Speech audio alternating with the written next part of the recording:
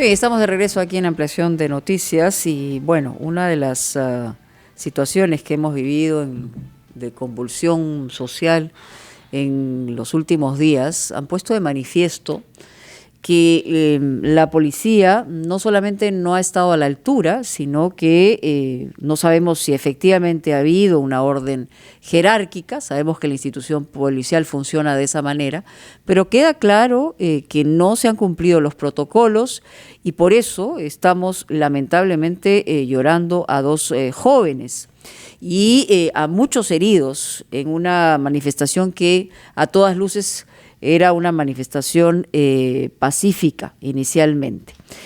Hay quien conoce desde adentro esta institución y tiene que ver con su experiencia también en los dos lados de la mesa.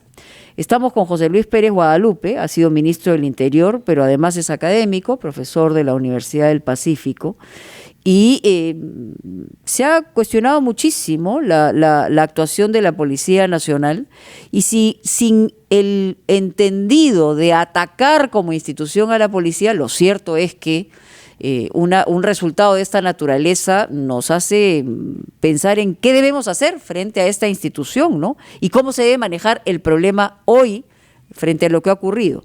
Señor Pérez Guadalupe, bienvenido. Buenos días, Mónica, Fernando, Carlos, muchas gracias por la invitación y parto de tus palabras, Mónica, que creo que no se trata de atacar a toda una institución. Debemos recordar que hasta hace solo unos días todos nos aplaudíamos a la misma policía que ha atacado y que se la ha jugado en esos tiempos de la pandemia. Recordemos que hay 508 policías fallecidos por el COVID, sí, y 35.000 contagiados. O sea, es esa misma policía la que hoy lógicamente estamos viendo frente a la actuación del día sábado, sobre todo que tenemos este resultado funesto de dos fallecidos y 114 heridos. Yendo concretamente a tu pregunta, es decir, hay una ley que es la 1186 sobre el uso de la fuerza de la policía, hay un reglamento sobre esto, hay protocolos de facto de cómo actuación, pero tenemos que indicar también que no estamos hablando de toda la policía. Estos acontecimientos han sido solamente el día jueves y el sábado, lamentables por supuesto, y solamente en Lima. Y básicamente dos unidades, que es la UCE y la DINOES, ¿ok? Básicamente esas dos unidades son las operativas en ese momento. Entonces, si hubo una orden de arriba, yo personalmente no creo que haya una orden en el sentido de represión o fuerza o qué sé yo, no creo, me resisto a creer que ha habido un tema de ese tipo. Pero hay que ver aquí dos tipos de responsabilidades. La responsabilidad política, que son muy grandes, desde Merino, Antero, Rodríguez, hasta las responsabilidades operativas de la policía, y termino diciendo que si bien puede haber una responsabilidad general respecto a la actuación de la policía, las responsabilidades penales son personalísimas. Es decir, la persona que disparó, si es que fue la policía, estos perdigones de plomo, por ejemplo, esa responsabilidad sí es a cada persona, y creo que lo primero que tenemos que exigir es la inmediata investigación y los resultados cuanto antes. ¿Cabe la posibilidad de que no haya sido la policía? Mira, hablamos de posibilidades, sí, cabe posibilidades, pero lo que estamos hablando ahora sobre todo es de probabilidades, y que esas probabilidades se conviertan en pruebas.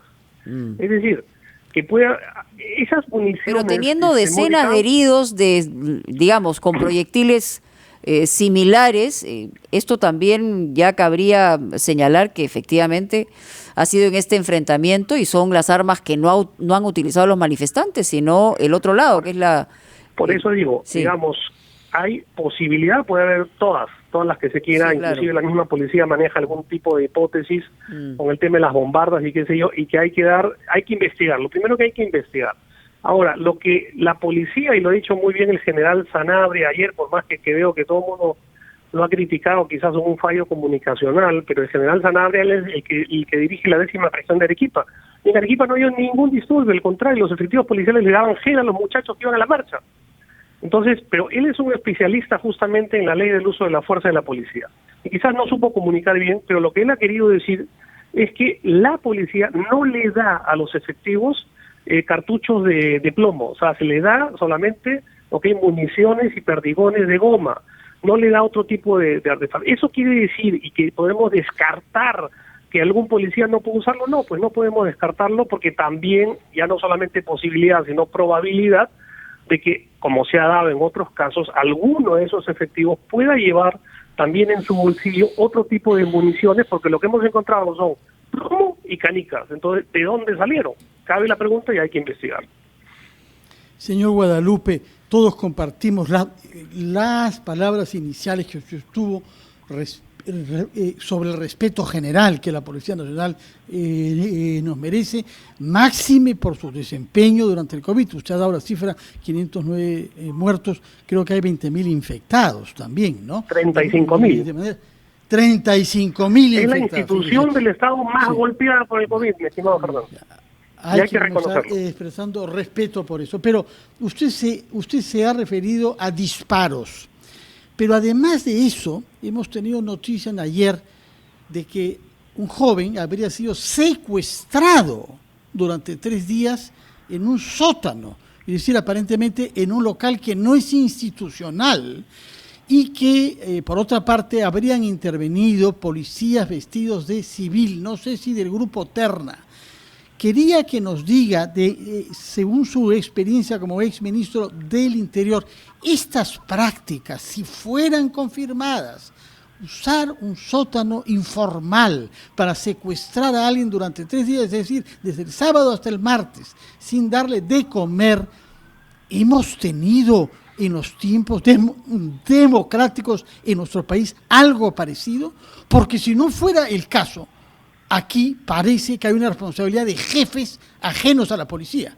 No es tradición de nuestra policía ese tipo de práctica que más bien recuerda la Venezuela de Chávez o la Argentina de Videla.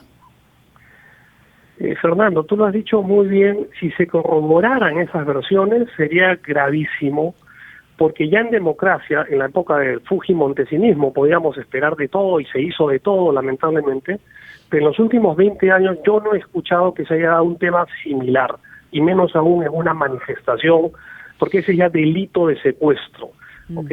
Creo que se tiene que investigar esa versión que dé el muchacho para corroborar efectivamente la veracidad y encontrar a los responsables, porque tiene que haber algún video, alguna cámara donde haya podido registrar a este chico en las manifestaciones, y si es posible registrar cuando los Terna lo capturan. Hay que corroborarlo, y si fuese cierto, me parece gravísimo, ya no solamente responsabilidad de esos supuestos Terna, responsabilidad penal, sino también de los comandos inmediatos, porque han tenido que tomar noticia del hecho. O sea, ningún grupo Terna puede aislarlo en unas supuestas instalaciones de la policía o un sótano sin que su superior lo sepa. O sea, eso se tiene que saber. Entonces, ahí yo creo, seamos prudentes e investiguemos cuanto antes para corroborar la veracidad de esa versión que ya digo me parece gravísima. Además, señor Pérez Guadalupe, hoy justamente en nuestra plataforma de televisión, otro de los heridos que estuvo detenido señaló o denunció que le querían obligar o lo han obligado a firmar un documento en el que diga que se autolesionó.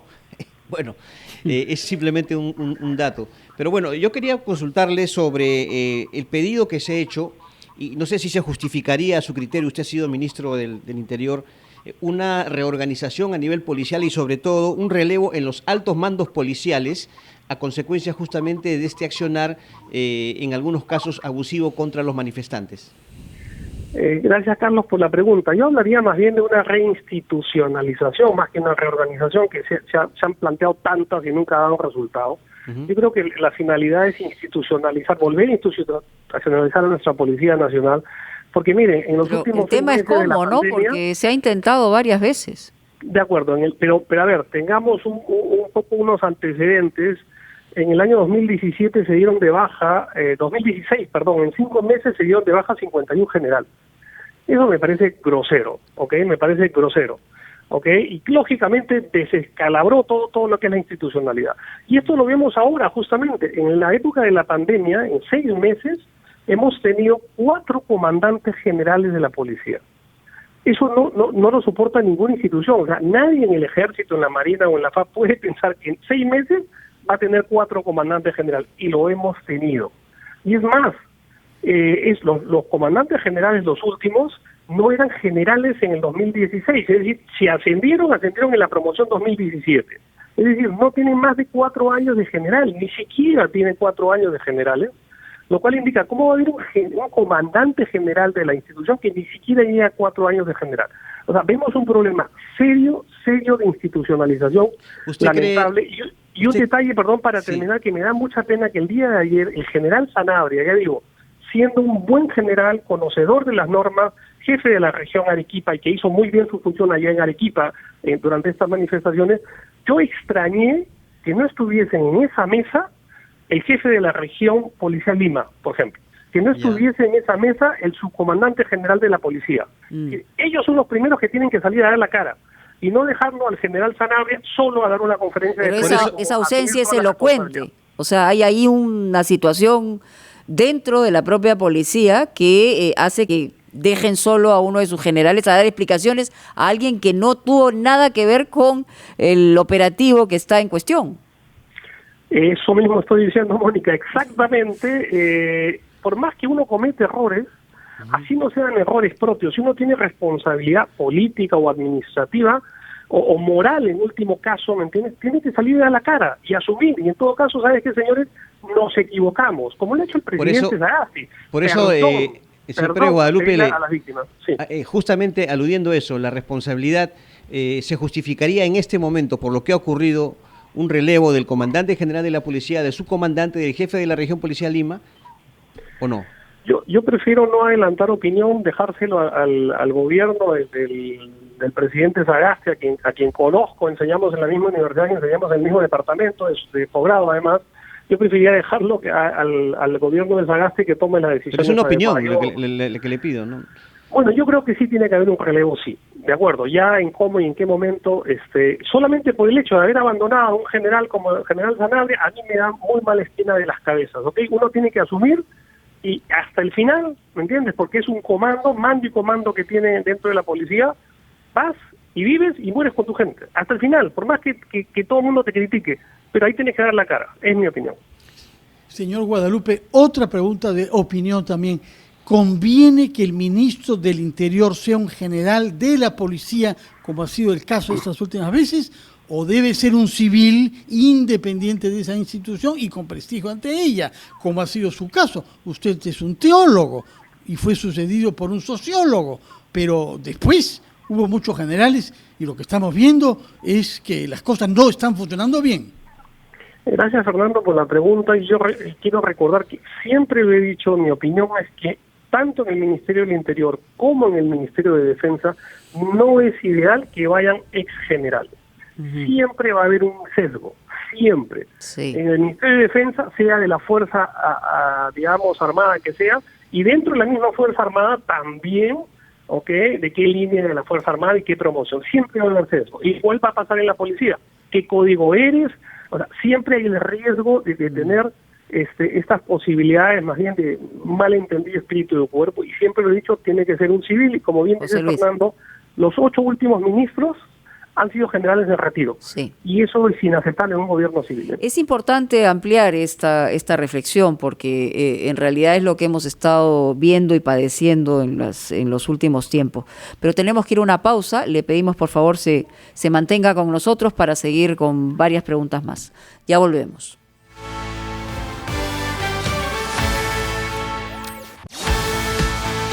Seguimos conversando con el ex ministro del Interior, José Luis Pérez Guadalupe, y habíamos quedado en la pausa el tema de la importancia de que pudiera ser un civil quien esté a cargo de este ministerio. Usted bien ha señalado, la mayoría de las ocasiones ha ganado el terreno los propios representantes y generales, ya sea en situación de retiro o en actividad que han tenido que pasar al retiro, para encaminar los destinos del Ministerio del Interior. Pero en un momento tan importante como este momento de transición, donde tiene que haber una lectura de otra naturaleza, obviamente, ojalá la decisión que tome el presidente Sagasti sea por un civil. ¿Usted ha recibido alguna propuesta teniendo en cuenta la cercanía que tiene con el señor Sagasti?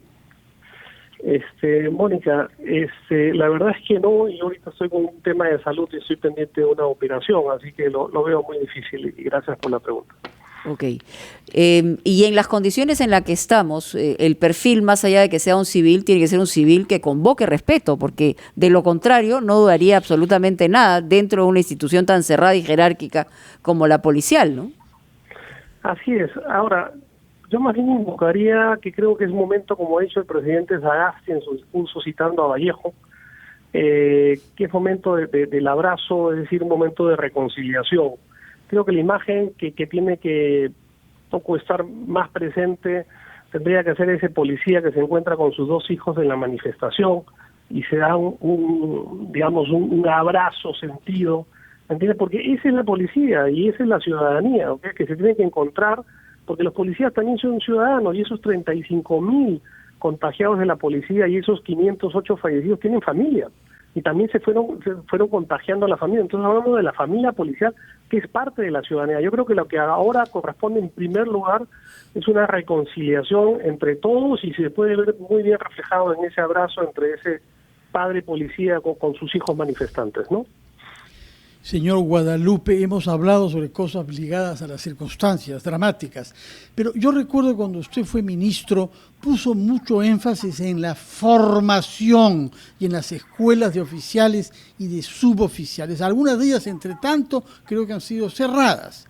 Estamos constatando que hay un problema con la formación, tanto desde el punto de vista de valores morales, cuanto de respeto a los procedimientos. ¿Qué nos puede decir usted sobre las escuelas en las que se forman nuestros policías del futuro? Así es, Fernando. Lamentablemente, los primeros gobiernos de este siglo se abrieron escuelas de suboficiales indiscriminadamente, con un sentido muy populista, pero sin tener las mínimas condiciones técnicas ni de infraestructura ni de formadores, ¿no? De técnicos formadores. Y es lo que estamos viendo. Entonces nosotros hicimos también una propuesta para cerrar algunas escuelas de suboficiales y formar más bien escuelas macro-regionales, ¿no? O sea, cada 4 o 5 regiones, y por eso construimos la escuela, por ejemplo, de Trujillo, ¿ok? Es una escuela preciosa de suboficiales que fue también por obras con impuestos, la de Iquitos, el terreno para Arequipa. Es decir, pensamos en macroescuelas que, en mi opinión, tendría que ser una alternativa viable. ¿Por qué? Porque lo que estamos viendo es escuelas mediocres, y si a esto le agregamos que por política estamos sacando también suboficiales prematuros, la formación tiene que ser 3 años, pero como hay una urgencia política, a veces lo sacabas. Me tocó constatar una promoción que iba a salir con 13 meses. Y yo paré esa clausura, me dejo de entender, porque no puede sacar suboficiales de 13 meses prematuros, ¿no? Entonces yo creo que la formación, que es el punto inicial, lo que mal comienza, mal acaba. Entonces yo creo que hay que poner con miras sobre todo, porque esto es un gobierno de transición democrática, al próximo gobierno a que se planteen también ese punto tan importante que tú mencionas, estimado Fernando. Señor Pérez Guadalupe, ¿cómo debe enfocar o qué de reformas tienen que haber en el tratamiento de la lucha contra la delincuencia por el tema de la seguridad ciudadana, que ha sido un mal que ha agobiado durante mucho tiempo a todos los peruanos y que sin embargo no tiene solución? Es un tema que se ha acentuado en esta etapa de emergencia, pero ¿qué reenfoque tiene que haber de parte del nuevo ministro en esta materia? Como bien mencionas, Carlos, todavía no salimos de la pandemia del coronavirus, pero no hemos pasado a la pandemia de la delincuencia. Lo que se tendría que hacer, y ahora se trabaja mucho con digamos, políticas basadas en la evidencia, con Big Data, son los tipos de delitos y los lugares donde se cometen. Entonces, en este momento, los delitos que más sufre la población son los raqueteros y los asaltos callejeros. Son los dos tipos de delitos que más vemos.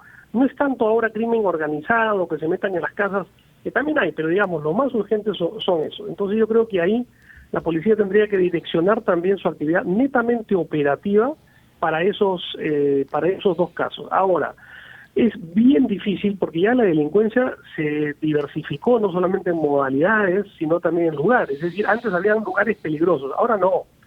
Todos los lugares, ya que los raqueteros se mueven en moto y se mueven en autos, todos los lugares son potencialmente peligrosos, lo que hace mucho más difícil una labor, digamos, de prevención criminal, que se llama, es la previsión del delito, del inmediato, para que se cometa, pero ahí justamente donde tendrían que intervenir mucho más inteligencia policial y los grupos terna. ¿Cómo está el nivel de la inteligencia policial actualmente?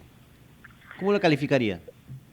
A ver, yo siempre he dicho que tenemos una excelente policía de investigaciones en la medida que la gran mayoría de delitos son descubiertos por la policía, ¿ok? Los delitos graves sobre todo, o sea, tiene la capacidad, sí. Pero ahora vemos, en mi opinión, que hay un desborde, digamos, de delincuencia que la policía no es capaz, y no solo de ahora, ojo, que no es capaz, digamos, de asumir. Y hemos tenido las encuestas de victimación, por ejemplo, no de percepción, que ese es otro tema, sino de victimación. Desde el 2011 comenzó a bajar, ¿ok? Más o menos entre 0.8 y 1.5 al año, bajar la victimación. Pero a partir del 2017 y 2018 se disparó. Y sobre todo unos ciertos tipos de delitos que son los que estoy mencionando. Entonces, inclusive la tasa de muertes violentas también ha subido por 100.000 habitantes. El uso de armas de los altos también ha subido. Entonces, todas esas datas tienen que ser bien analizadas por la policía para apuntar justamente sus estrategias contra la delincuencia. Perfecto. Muchas gracias a José Luis Pérez Guadalupe, y usted hacía referencia a una reconciliación. Circuló en las redes sociales una foto realmente impactante, sobrecogedora, no tengo los detalles, pero aparentemente era un abrazo de un policía que encontró a sus hijos en la marcha. Fue un abrazo absolutamente entrañable. No hemos podido corroborar esa historia, pero ojalá que quien entre al Ministerio del Interior nos dé la posibilidad de efectivamente reencontrarnos como sociedad, que parece que hemos perdido la brújula en las últimas semanas, en el sentido de la institucionalidad, lo importante por un lado de eso, y el reencuentro con el contacto con lo que está solicitando y exigiendo la ciudadanía. Ojalá que se siga escuchando. Muy amable, muchísimas gracias. Y hay un datito antes de irnos a la pausa, Carlos, que tienes la información a la mano. Sí, ya se inició la audiencia pública en el Tribunal Constitucional. Uno de los puntos de la agenda, la demanda competencial que presentó el Ejecutivo con respecto a la vacancia presidencial. En estos momentos se está sustentando justamente esa ponencia, o mejor dicho, esa demanda, el Procurador del Estado, Luis Huert. Vamos a una pausa, ya regresamos.